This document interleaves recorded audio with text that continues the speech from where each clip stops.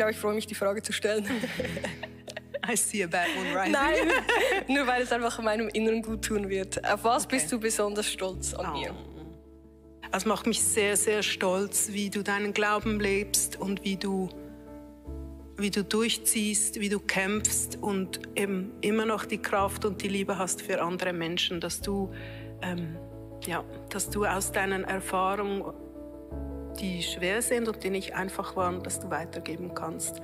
Und das hilft mir auch ein bisschen, dass ich so darin ein bisschen einen Sinn sehen kann in deinem Leiden, in dem, was du durchgemacht hast. Wow, ist das nicht krass, wenn die Mami das über dir sagt? Ich weiß nicht, was deine Mami über dich würde sagen, was dein Vater über dich würde sagen. Das sind so, wenn ich den Clip gesehen habe, morgen auch, ich denke, ich gehe auf die Bühne und alle sind happy, dass ich zurück bin von Amerika. Nein, es kommt so eine Stille rein, so eine Tiefe rein. Wenn wir plötzlich merken, unsere Freundschaft zu unseren Eltern hat ganz, ganz verschiedene Nuancen. Und ich habe heute Abend mit meiner Frau zusammen das Vorrecht, euch eine Sache zu erklären, wo ich das Gefühl habe, wo ich gelernt habe, wie kann ich eine Familie aufbauen, wie kann ich eine Freundschaft aufbauen, wie kann ich eine Kirche aufbauen. Ich möchte heute Abend so eine Herzensmessage predigen über ein Thema, das ich noch nie in dieser Art und Weise predigt habe. Ich habe gewusst, ich möchte warten, bis ich auch sehe, was ich glaube, funktioniert. So jetzt nach ungefähr 30 Jahren Kirche leiten, Familie, dürfen Sie sehen, wie unsere Söhne beide aktiv in der Kirche tätig sind.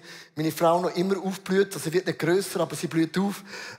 Möchte ich euch heute mitnehmen in so etwas, wie kann deine Familie glücklich werden. Jetzt denkst du, Leo, Sunday Night, wir sind ja alle noch Single, befreundet, verlobt, was auch immer. Aber ich glaube, es ist wichtig, dass du dir in jungen Jahren bereits schon dir ein Bild malst von ein paar Grundwerten, die dir helfen wird, eines Tages auch anzuwenden in deiner Firma, in deiner Freundschaft, in deiner Ehe, was auch immer du wirst haben mit deinen Kindern. Und ich möchte am Anfang einsteigen mit ein paar Beispielen, um dir auch ein bisschen Druck wegzunehmen, weil ich weiss nicht, wenn ich euch jetzt heute die Frage stelle, wer von euch ist aufgewachsen in einer absoluten, super krassen, gigantischen Familie? Du musst das Hand nicht aufheben. Würden ein paar Hände aufgehen, aber die meisten würden unten bleiben, weil ich bin nicht doof. Ich sehe es ja auch in den E-Mails, mit den Gesprächen. Viele von uns erleben Familie als schwer. Also eine unglaubliche Enttäuschung. Und ich möchte das sagen, das Coole in der Bibel ist, die Bibel macht das nicht so einen Vortrag, alles ist gut, sondern die Bibel ist mit uns mega ehrlich. Ich möchte ganz kurz mitnehmen, die erste Familie Adam und Eva. Adam und Eva haben das Bild mitgebracht aus künstlicher Intelligenz, Adam und Eva. Die erste Familie haben Kinder und der eine bringt den anderen um. Dramatische Familie von Adam und Eva. Ich denke an Noah. Der Noah baut die Arche, ist gehorsam, sie überleben es. Und das Erste, was der Noah, der Mann Gottes, macht, er baut sich einen Weinberg, besäuft sich und liegt nackt dort. Möchtest du deine Eltern nackt sehen? Hand hoch. Deine Mutter besoffen. Was für ein demütigendes Bild, deine Eltern nackt dort zu sehen, besoffen. Nicht gut, oder? Esau und der Jakob, Mutter mega manipulativ, der Vater völlig naiv und das Familiendrama vom Anfang bis zum Ende, zwei Brüder, die immer gestritten haben. Du denkst, ich habe Streit immer an eine Familie denken, die haben einen Buff gehabt, das ganze Leben lang. Ich denke dann an Josef, Brüder sind eifersüchtig, er wird verkauft. Jahre später gibt es ein Treffen wieder, eine Reunion. Und der Josef sagt, ihr seid so Dreckskeiben. Ihr müsst das Leben bewusst zerstört, aber weißt du was? Gott hat es gut gemeint. Und du merkst auch das, eine Familientragödie. Ich denke an David, der Mann nach dem Herzen Gottes. Er besiegt den Goliath, er tanzt, er worshipt, bringt Bundesladen heim. Unser Vorbild. Aber es gibt eine Backstory. Er schläft mit einer falschen Frau, sie wird schwanger, er bringt den Mann um, sein eigener Sohn steht unter dem Türbogen und sagt, folgt nicht meinem Vater noch, sondern ich möchte euer neuer König sein. Familiendrama pur. Sagst du, Leo, gibt es noch eine gute Story? Eine gibt es ganz knapp. Maria und Josef. Maria und Josef. Sag mal Club sagt auch Online Maria und Josef bringen den Messias auf die Welt. All gut. Jesus ist 12. Nochmal, 12. Er ist 3 Tage und 3 Nächte im Tempel. 3 Nächte und 3 Tage im Tempel. Nach 3 Tagen sagt der Vater, Maria, Scheiße. Wo ist Jesus? Maria sagt, Bro. Keine Ahnung. Ich habe gemeint, du, wenn du den Cash sagst, du hast das Kind 3 Tage nicht mehr gesehen beim Migros, wird jedes Kind weggenommen. Also, ich möchte erklären, wenn du heute glaubst, deine Familie ist nicht perfekt, dann denk an die Bibel. Gott nimmt gebrochene Geschichten. Gebrochen bedeutet, Gott kann eine Tragödie, die du erlebt hast, dass deine Mami, dein Papi dich im Stich lässt. Gott kann den tiefen Schmerz nehmen. Das macht Gott, by the way. Und er baut dennoch und trotzdem mit deiner Geschichte nochmal Gottes Geschichte. Das ist der Charakter von dem Gott im Himmel. Aber ich möchte eins nicht zu. Deine Verletzung hat oft das Potenzial, dass der Teufel reinkommt und sagt, ich werde nie heiraten. Ich werde ganz sicher keine Kinder mehr auf die Welt stellen. Es werden immer mehr. Nein, das stimmt nicht. China wird in ein paar Jahren kleiner. Außer Indien, die geben recht Gas, aber der Rest wird kleiner. Lass nicht so Sätze in dein Herz hineinsinken, aus einer Enttäuschung, aus Bitterkeit, aus Verletzung. Du wirst alle Prinzipien von dem Gott auf den Weg. Und ich möchte dich bitten, lehn dich rein an einen Gott, der das Zerbrochene nimmt, und das bist du, und aus dem Gottes Geschichte nochmal wird schreiben. Lass es für das Gott den fettsten Applaus geben. Lass dir nicht einreden, es ist over. Lass dir nicht einreden, es ist over. So, und was ist die Botschaft? Ich möchte sagen, meine Familie ist alles andere als perfekt. Also ich bin perfekt, bis ich geheiratet habe. Und dann sagt meine Frau, ich habe gemeint, ich bin perfekt. Nein, eine Familie, liebe Frau und Mann, ist nie perfekt. Da erzähle ich auch von der Bühne von meinen Fehlern. Und ich mache mich oft auch ehrlich und verletzlich, weil ich es nicht ertragen, dass das Gefühl ist, der Pastor hat alles unter Kontrolle. Nein, ich bin ein Mensch wie du und ich. Wenn ich aufs WC gehe, brauche ich einen Spray.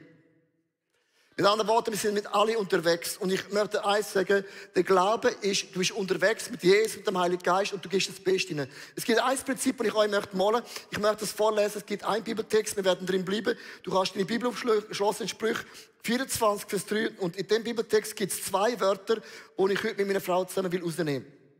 Ein Haus wird durch Weisheit erbaut und durch den Verstand befestigt. Das Wort Weisheit heißt im Urtext, du suchst den Willen Gottes. Du suchst den Willen Gottes für deine Mami, für deinen Papi, für dich, für deine Brüder und Schwestern, für die Church, für die Small Group. Du suchst den Willen von Gott. Wie kann ich herausfinden, was ist der Wille Gottes für meine Frau, für meine Kinder, für alles, was Gott mir anvertraut hat?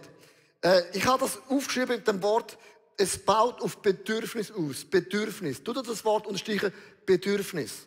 Bedürfnis bedeutet nicht, was brauche ich, was will ich. Bedürfnis geht darum, wenn du eine Familie hast, deine Mami und dein Papi, du stellst eine Frage. Mami, was kann ich für dich tun?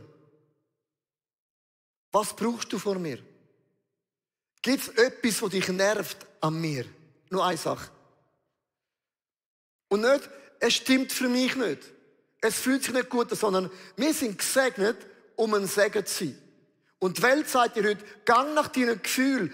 Du gehst nach deinen Gefühlen und du wirst ja einsam bleiben. Das Reich Gottes sagt, nein, ich verschenke mich und ich werde überkommen. Wer das Leben verschenkt, kommt es über. Wer es hingeht, schenkt Gott noch etwas ganz, ganz Neues. Und es fängt an mit einer Frage zu meiner Frau. Komm mal an, Susanne, das ist meine Frau.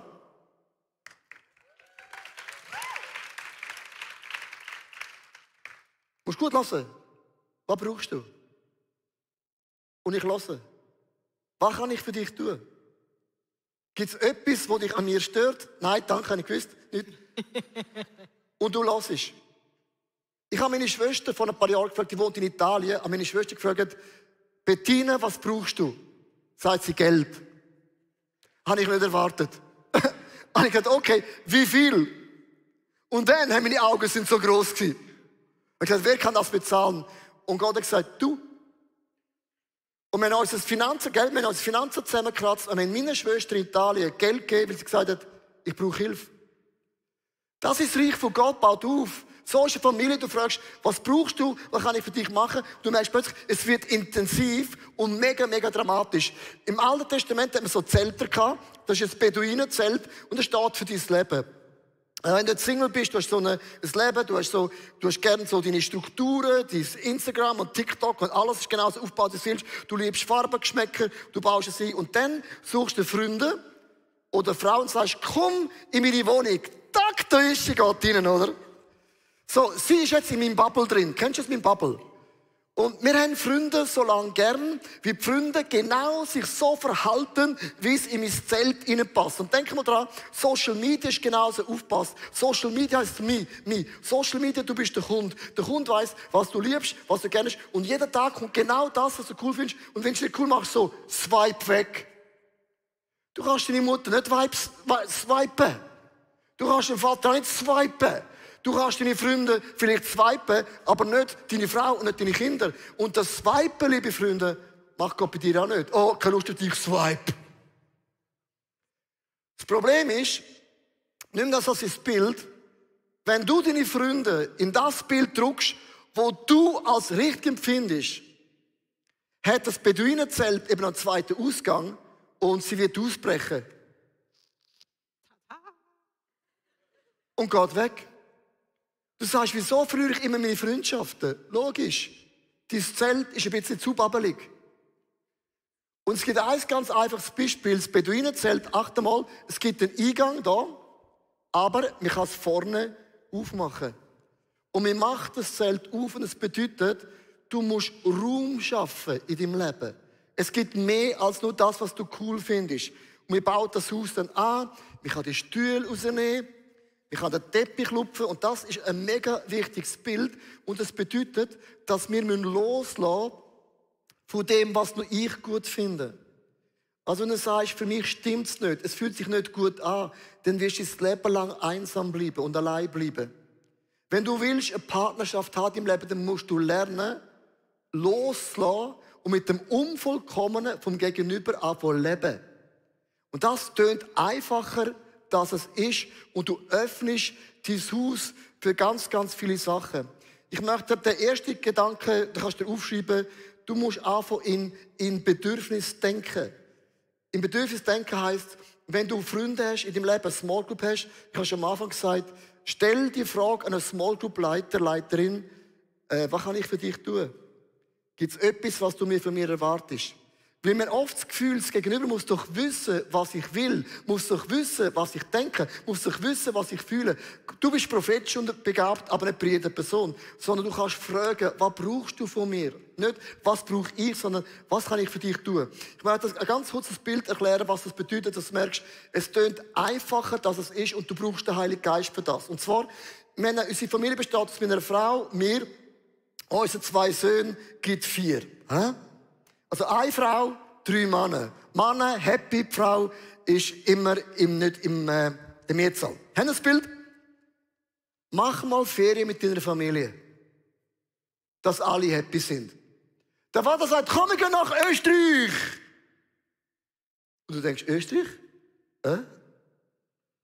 Scheiße, Mann, Österreich. So. Ich habe mir jahrelang überlegt, wie kann ich mit meiner Familie Ferien verbringen, dass alle happy sind. Und jetzt kommt die Frage von Bedürfnis. Was ist das Bedürfnis von meiner Frau? Sie liebt Schönheit, sie liebt Städte, sie liebt gut Essen. Nicht zu heiß, nicht kalt, genau 21 Grad. Der Stefan, Action, Action, Action, Action. Du. Der Simon, go, with the flow. Hauptsache, ich muss nichts machen. Weder kochen, noch putzen. Einfach go, with the flow. Und ich bin da, fühle mich als der Zirkusdirektor. Wer kennt das? Bedürfnis ist, was brauchst du? Aber braucht der Simon, der Stefan und ich. Ich zeige euch das Bild, und das Bild spricht Band. Das ist ein Campingplatz in Italien, in der Nähe von Venedig. Und dieser Campingplatz tut alle Bedürfnisse unserer Familie abdecken. Es hat rundum einen Golfplatz, Golfen für mich.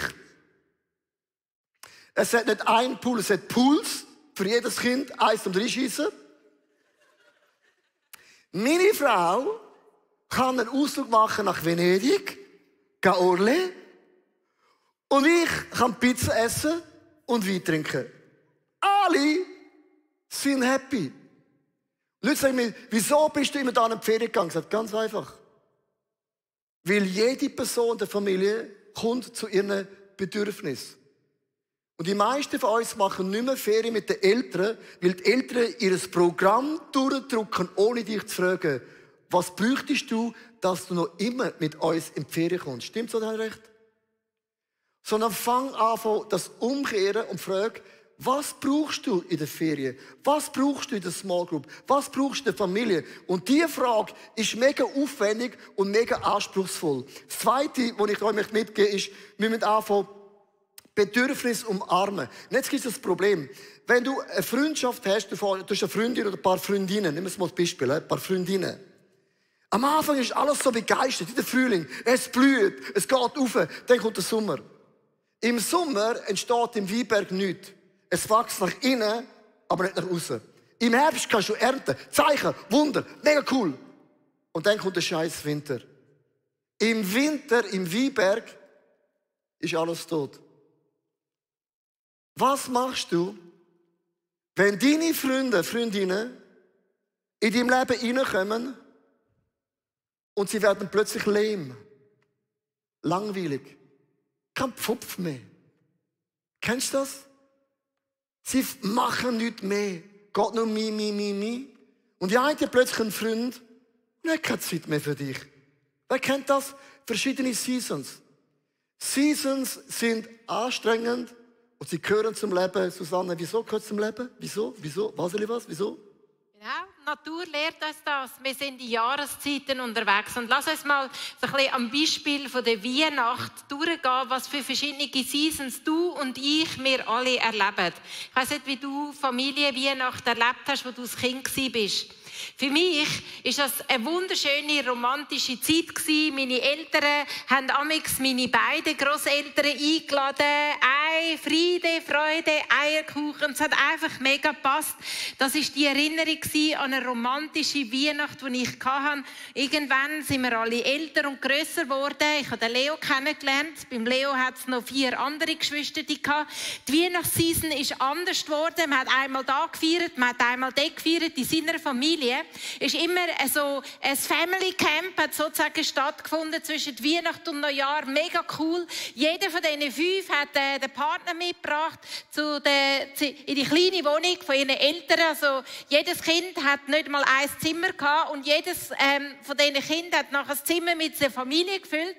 Und die Weihnacht war wieder anders gewesen. Und dann haben wir selber Kind bekommen. Dann haben wir wieder anders die Weihnacht gefeiert. Man hat Erwartungen, wie die Weihnacht aussehen sollte. Und irgendwann verlierst du vielleicht das Familienmitglied. Die Weihnacht ist nochmal anders. Und ich habe gelesen in einem Zitat etwas, was mich sehr beeindruckt hat. Der Typ hat geschrieben, schau, Weihnacht hat so viele verschiedene Facetten. Einmal erlebst du eine fröhliche Weihnacht. Einmal erlebst du eine hoffnungsvolle Weihnacht. Einmal erlebst du vielleicht sogar eine transformative Weihnacht, einmal eine traurige Weihnacht, einmal vielleicht sogar eine langweilige Weihnacht.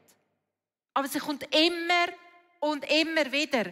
Und was uns das lehrt, ist, dass wir im Leben durch verschiedene Seasons durchgehen. Und die bleiben nicht ewig. Und das ist das, was uns die Jahreszeiten in unserem Leben, was sie uns lehren wollen und sagen, hey, es geht nicht immer darum, dass zum Beispiel Weihnacht ein Fortschritt ist und immer noch besser und immer noch kühler, sondern was es uns lehrt, ist, dass es verschiedene Zeiten gibt, auch in unseren Beziehungen, auch in unseren Freundschaften, und das gehört zum Leben. Ich habe den Punkt verstanden, das ist ein Punkt, in der Generation, wo wir sind, ist Smartphone ist so spannend. Wenn es langweilig ist, kannst du wieder swipen, oder? Das heisst, wir sind addicted.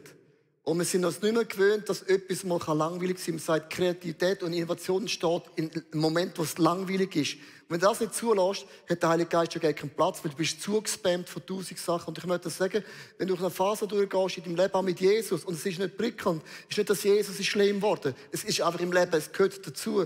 Und nach jedem Winter kommt ein Frühling. Nach jedem Winter kommt ein Frühling. Nach jedem Winter kommt ein Frühling. Nach jedem Winter kommt ein Frühling. Frühling, nach jedem Winter kommt ein Frühling, nach jedem Winter kommt ein Frühling, nach jedem Winter kommt ein Frühling. Can you hear me? Darum, wenn du Fasur gehst, was lame ist nicht ein Problem der Person, sondern es ist ganz normal und gib nicht dem Teufel die Möglichkeit, so Sachen zu zerstören, dass du Sachen aufgibst im Winter rein. Bedürfnis ist das allererste, dort nicht so geistig, sondern die Frage ist, was kann ich für dich machen? Ich möchte in den Bibeltext zurückgehen, der zweite Teil, Sprüche 24, Vers 3. Ein Haus wird durch Weisheit erbaut, also was ist der Wille von Gott, und durch den Verstand befestigt. Der Verstand, das sind Taten. Also du musst auch in deinem Leben Taten machen. Ich möchte noch ganz kurz 5 Punkte geben, wie kannst du das Bedürfnis in Taten umsetzen. Der erste Punkt ist, sprich prophetische Worte aus. Warum ist das so wichtig? Ich nehme mal ganz ein einfaches Beispiel. Ich habe eine Small Group seit Jahren, ein paar Männer. Und es gibt einen in meiner Small Group, der heißt Dave Cool. Kennst du Dave Cool?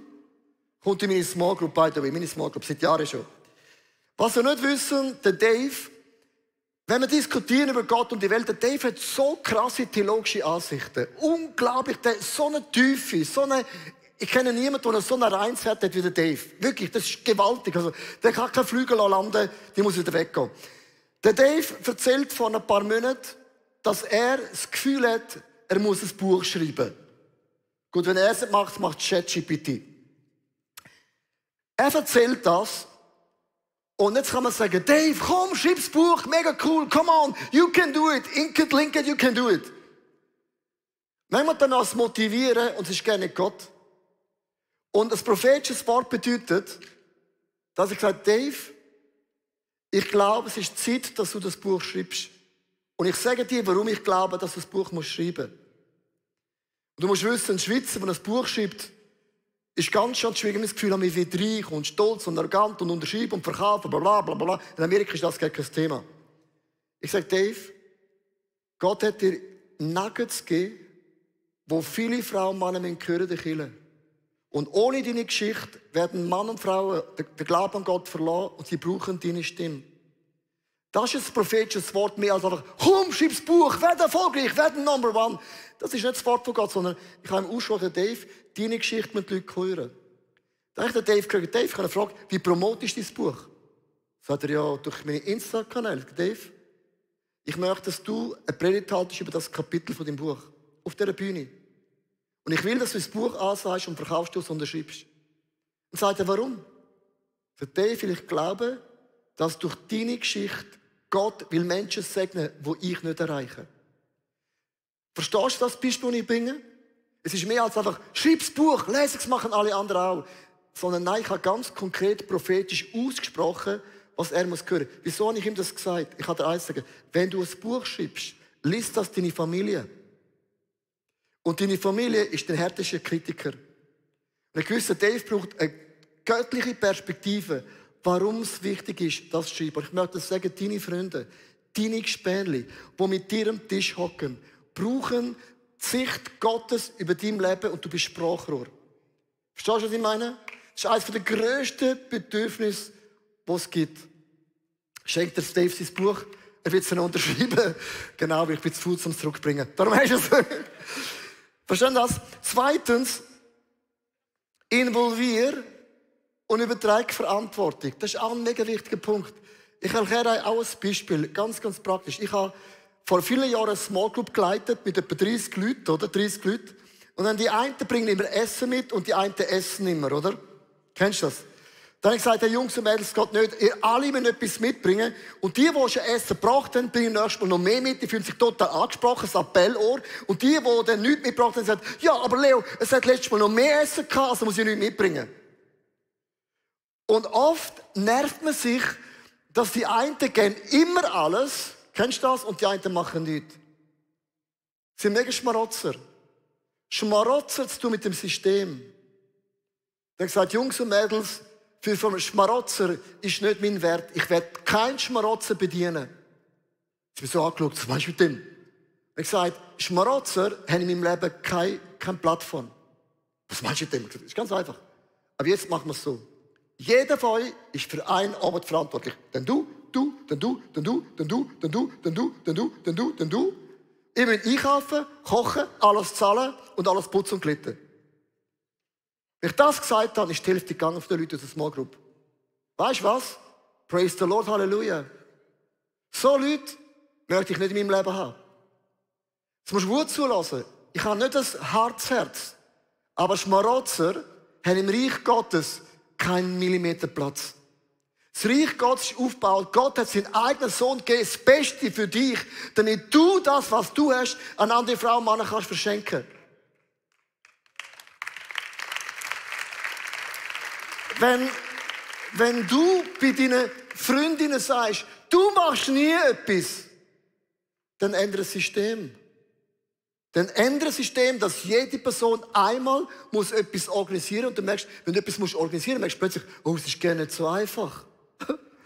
Jemand hat, es ist einfach, über mich zu kritisieren. Also, du darfst gerne machen, ist auch nicht das Problem mit dem.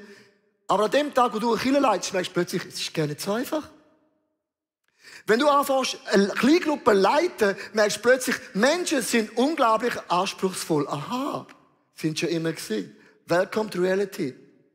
Und die meisten von uns haben Angst, zu heiraten, weil du wirst verbindlich. Aber Jesus hat nicht gesagt, ja, ich habe so eine On- und Off-Beziehung, so, schauen wir, was rauskommt. Nein, Jesus hat ein Commitment gemacht. Und der Teufel raubt uns Commitment, aber es könnte etwas Besseres kommen. Logisch, kommt immer. Aber du hast, da wo du hast, kannst du etwas Besserem machen. Merkst du, es sind Bedürfnisse, Wert musst du aufbauen und auch System. Schaut meine Frau da, jetzt habe ich etwas vergessen. Ich will etwas sagen. Drittens, Spaß. Nicht Spaß beiseite, sondern Spaß musst du einbauen, genau dort, wo es darum geht, dass man nach den Bedürfnissen handelt. Und Spaß gibt auch so einen grossen Anspruch, den man hat, es muss Spass machen und die Erinnerungen sind mega wichtig. Aber ich kann dir sagen, der Spass kommt bei mir, oder die Erinnerung, die schöne Erinnerung an etwas kommt bei mir sehr oft im Nachhinein. Also wir haben, für die sich erinnern können, vor ein paar Jahren Story of Christmas gefilmt und wir sind mit dem Scooter unterwegs gewesen. Und du musst wissen, der Leo, der kann 12 Stunden fahren pro Tag. Ich werde nach 10 Minuten schon müde. Und ich bin mega müde geworden und so müde, ich habe das Bild mitgebracht. Genau. Wir haben Pause gemacht, das hat nichts anderes gegeben, weder einfach das Trottoir. Und ich bin dort angelegen, so müde bin ich gewesen, Beine hochgelagert, damit ich nachher wieder mögen. Aber es hat Erinnerungen kreiert. Es geht nicht immer darum, dass im Ganzen hinein geht es nicht immer darum, dass ich auf die Kosten komme und dass es für mich stimmt, sondern es geht darum, dass wir ein Miteinander haben, dass wir unsere Zelltüren aufmachen, was auch immer das heisst. Das heisst nicht, dass wir unsere Bedürfnisse verleugnen.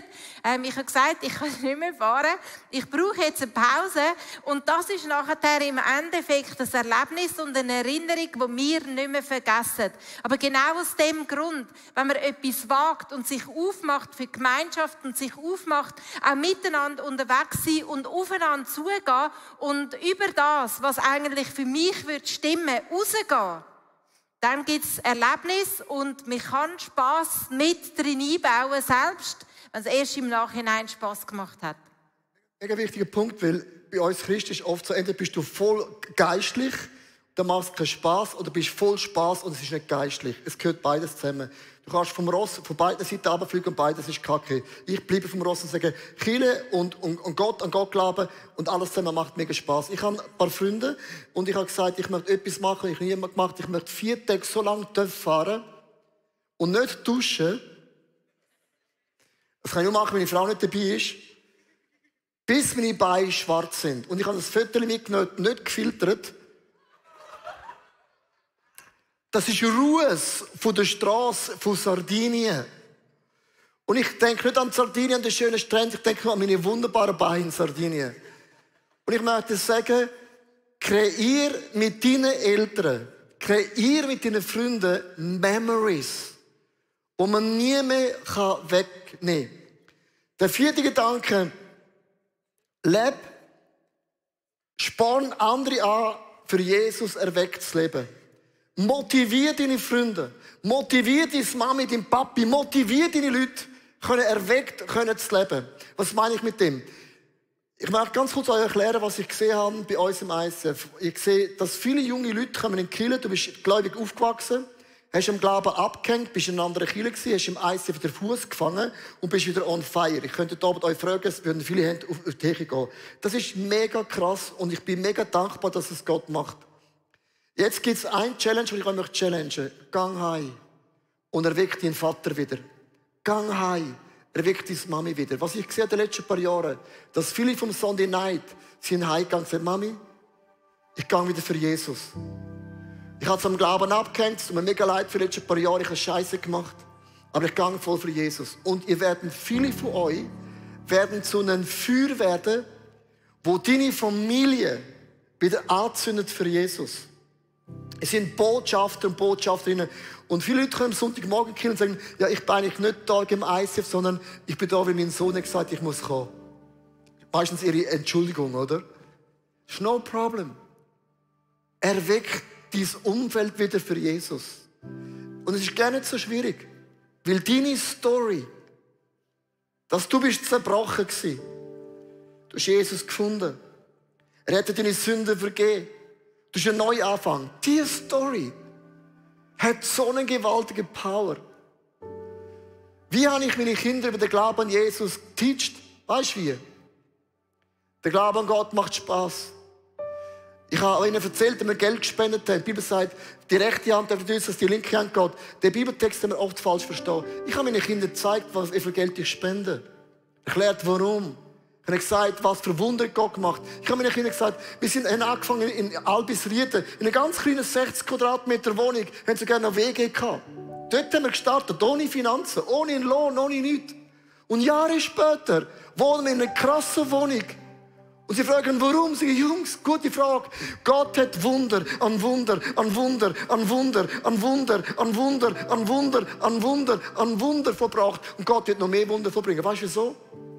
Die Bibel sagt, wer sein Leben ins Reich von Gott investiert und nach seiner Gerechtigkeit sorgt, dem werden Wunder zufallen. Es ist kein Zufall, sondern es fällt nicht zu, weil jetzt Gott hat es gesagt. Was für eine Story hast du zum Erzählen? Es ist nicht, was du weißt, theologisch und Menschen zum Glauben bringt. Es ist eine Life-Story. Und ich möchte enden mit dem letzten Gedanken, und das ist mir mega wichtig. Es fängt an mit dem Bedürfnis. Stell die Frage, es ist nicht so schwierig. Was kann ich für dich tun? Ich frage meine Mitarbeiter sehr, sehr oft, Frau Mann, was brauchst du von mir? Was kann ich für dich tun? Gibt es ein Job-Enlargement? Gibt es etwas, wo du findest, wir müssen anders machen? Du stellst Fragen. Und du hörst und gehst auf das ein. Und der letzte Gedanke, Susanne, mit dem möchten wir auch enden. Leb in einer göttlichen Familie. Was heisst das? Wenn du eine göttliche Familie lebst, was wir damit meinen, ist, dass es immer einen Preis gibt zum Zahlen. Es geht nicht, dass wir unsere Bubble haben und es stimmt für mich, weil dann bist du allein. Es geht darum, dass wir unsere Türen aufmachen und dass wir grösser denken über unsere persönlichen vier Wände raus. Und es ist immer ein Preis, den wir zahlen. Es ist immer ein Preis, was es kostet. Es ist immer, dass es nicht so angenehm ist, wie ich es eigentlich gerne will. Und um das geht es. Weil andersrum sind wir allein. Allein ist nicht schlecht, aber einsam, das ist nicht gut. Und es hat immer einen Preis, den wir zahlen müssen. Und es geht nicht darum, dass wir unsere Bedürfnisse total verleugnen und dass wir über uns selber hinweggehen und uns nicht ernst nehmen. Das meine ich nicht. Aber es geht darum, dass wir uns ganz persönlich entscheiden. Und das hört nie auf. Das haben wir machen, wo wir uns kennengelernt haben. Unsere eigene, genau, ich kann nicht mehr selber nur entscheiden. Es kommt ein Partner ins Leben, der mitentscheidet. Es geht auch nicht mehr mit Familie. Da musst du dich aufgeben bis ein Stück weit. Das ist der Preis, den du zahlst. Das ist der Preis, den du zahlst, wenn du die Familie jetzt heim einladest. Mit Kind, mit Partner, mit Grosskind. Es gibt immer einen Preis, den wir zahlen. Ich habe einen Preis gezahlt, für das ich Familienferien gemacht habe. Weil die Ferien, die der Leo geplant hat, so gut, dass er das gemacht hat, haben nicht 100% meinem Bedürfnis entsprochen. Und es gibt 2 Varianten. Erstens, ich lasse die Familie gehen. Die 3 Männer sollen ihre Kletteraktivitäten machen, wie sie wollen. Ich bin da draussen, aber dann bin ich allein. Oder ich gebe mich rein und weiss, meine Bedürfnisse kommen dabei nicht auf die Kosten, aber ich plane meine Woche so, dass ich für das mag und dass ich Ressourcen habe für das. Und das ist mir so wichtig und so ein Anliegen, um uns heute mit reingehen und zu sagen, unsere Bedürfnisse stehen manchmal so fest im Vordergrund, dass wir nicht mehr bereit sind, einen Preis zu zahlen, den es braucht. Weil das ist Gemeinschaft und das ist eine göttliche Familie. Und wir können nicht glücklich werden, wenn wir in unserem Rahmen drin bleiben. Wir können nicht glücklich werden, wenn ich es nur mache, dass es für mich stimmt. Dann stimmt es zwar für mich, aber ich bin einsam. Und Gott hat uns geschaffen, für das wir einander uns verschenken. Er hat uns gesegnet und er will deine Bedürfnisse ernst nehmen. Mir Weg zeigen, wie ich meine Bedürfnisse leben kann und ernst nehmen und in gewissem Sinn auf meine Kosten kommen. Aber es ist immer ein Preis, den wir zahlen. Das ist eine göttliche Familie. Come on. Come on. Good work. Uns ist mega wichtig, wir sind keine perfekte Familie. Wir sind keine perfekte Familie. Wenn die Leute zu mir sagen, wieso redest du so grusig? Ja, ich bin nicht perfekt. Ich bin nicht perfekt bei allem. Kannst meine Kinder fragen. Aber wir haben uns entschieden, die Frage zu stellen, was brauchst du? Susanne, was brauchst du von mir? Was kann ich für dich tun? Stefan, was kann ich für dich tun? Simon, Josie, Gina, Liara. Und diese Frage ist eine der wichtigsten Fragen. Will ich weggehe noch von mir? Weil die Bibel sagt, wenn du für andere sorgst, wird Gott für dich schauen. Ich möchte dich einladen, aufzustehen, live, online und auch den Club. Ich möchte mit dir heute Abend beten.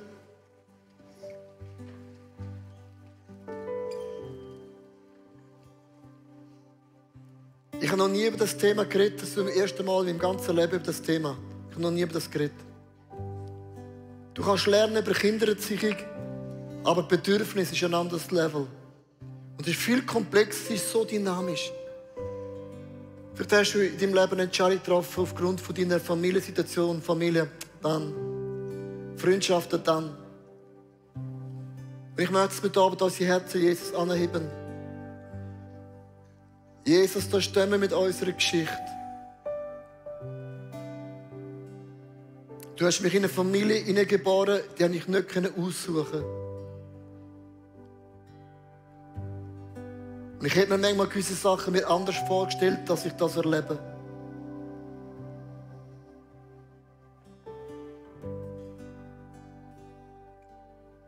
Und Heiliger Geist, du hast gesagt, du redest zu mir. Du bist mein bester Freund, mein bester Leiter, mein bester Lehrer, meine Gerechtigkeit. Und lass es für einen Moment einfach ruhig sein. Und ich glaube, dass der Heilige Geist zu dir reden will. Weil er zeigt dir den nächsten Schritt auf.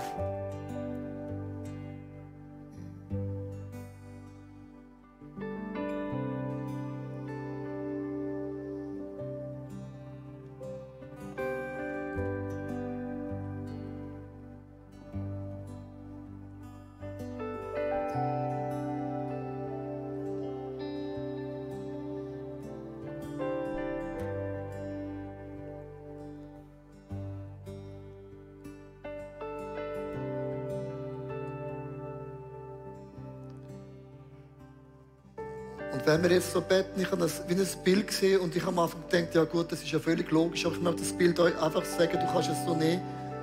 Ich habe wie gesehen, viele von uns sind enttäuscht von Freundschaften. Du hast dich hineingegeben mit dem Glauben, das ist es. Du hast geglaubt, das ist der Wille von Gott und du hast dich hineingegeben und jetzt stehst du da und fühlst dich total einfach gebraucht. Und du hast wie bei dem Zelt deine Decke dazu gemacht und gesagt, closed, over. Und es ist nicht so, dass du mit dem darunter leidest, aber es ist wie so eine Festlegung.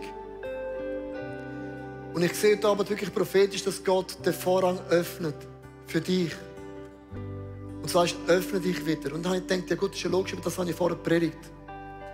Aber ich möchte den Eindruck, den ich habe, gehorsam sein, auch wenn ich das Gefühl habe, ich erkläre die Predigt nochmal. Ich glaube, das Bild heute Abend ist prophetisch für viele live online im Club.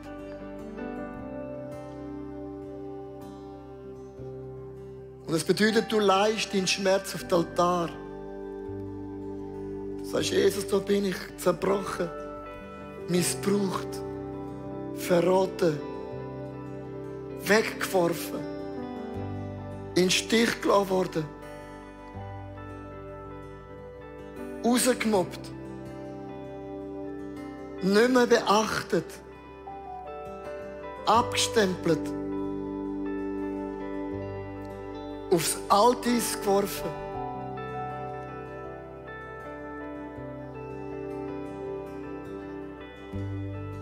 Jesus, ich leg dir das an. Heil du das in mir, was zerbrochen ist. Sprich ein Wort. Sprich ein Wort dort oben aus deinem Mund. Und ich bin gesund.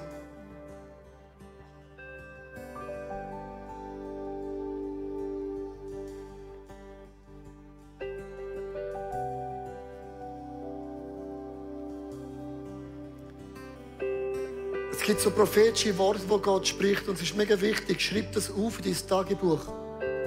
Es gibt Momente, wo Gott so krass redet. Ich habe den Eindruck, bei einigen Gott redet kristallklar, du hörst ihn so, wie du ihn schon lange nicht mehr gehört hast. Schreib das auf einen Zettel in dein Gebetstagebuch, wo du daran erinnerst, an dem Abend, hat Gott mir das versprochen, hat Gott zu mir das zugesagt. Weil der Find kommt und stillt die Wörter wieder, die Gott hineingelegt hat. Und lass es nicht zu, dass der Find etwas stellen kann. Und was ich heute Abend auch noch sehe, ist, dass wir eine gewisse Art haben, wie wir unsere persönlichen Bedürfnisse stillen. Und ich sehe auch, dass Jesus nebendran steht und sagt, ich allein mache dich satt. Und Heiliger Geist, ich bitte dich um Hilfe, dass jedes Mal, wenn wir unsere Bedürfnisse auf natürliche Art stillen wollen, die nicht immer das Beste ist, erinnere du uns daran, dass Jesus allein uns satt macht und dass hinter diesen natürlichen, sehr oft destruktiven Art, wie wir unsere Bedürfnisse befriedigen, du stehst, Jesus, der parat wäre und sagt, ich allein mache dich satt. Und ich danke dir, dass du uns einen Tisch deckst, Jesus, wo wir annehmen können und einen Schritt machen über das, was wir gewöhnt sind, wie wir unseren Bedürfnissen begegnen. Möchtest du unseren Bedürfnissen begegnen? Und wir gehen dort hin. Wir gehen durch, bis wir bei dir sind. Und bis du allein unsere Bedürfnisse und unsere Löcher in unseren Emotionen, in unseren Herzen, in unseren Gedanken, in unseren Seelen und in unserem Geist gestillt hast. Und Heiliger Geist, wir sehnen uns danach. Hilf uns, wir brauchen deine Hilfe. Wir schaffen das allein nicht. Aber wir sprechen das Gebet zu dir. Und ich weiss, du hörst uns. Und du hilfst uns, du wirst uns daran erinnern, Heiliger Geist. Wenn wir von dir satt sind, fließen wir über. Können den anderen geben.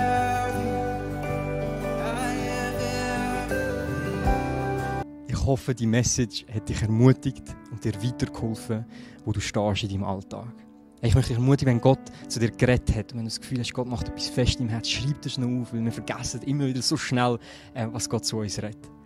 Hey, und wenn es dich interessiert, wer der Sunday Night ist, was das für ein Gefäß ist, dann möchte ich dich ermutigen, hey, wir haben einen Telegram-Channel, du bekommst jetzt gerade hier einen Einblender, wo du kannst den abonnieren und du wirst immer die neuesten Infos bekommen, was wir als Community machen, am Freitagabend, am Sonntag, was auch immer gerade ansteht. So bist du immer auf dem neuesten Stand. Ich wünsche dir einen super Tag.